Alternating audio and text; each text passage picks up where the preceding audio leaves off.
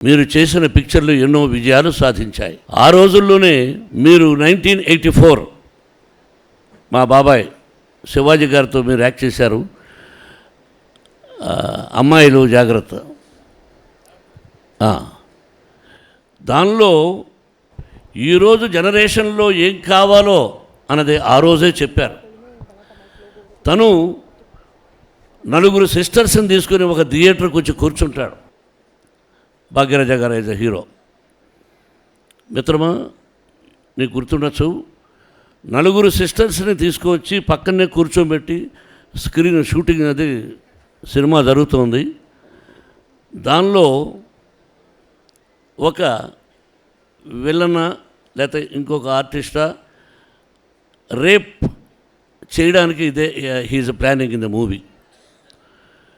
తన సిస్టర్స్ ఎక్కడ ఆ దృశ్యం చూస్తారో, ఎక్కడ వాళ్ళు చూస్తారో అని చెప్పి గబక్కన లోపల పాకెట్లో నుంచి ₹1 అలా వేశాడు.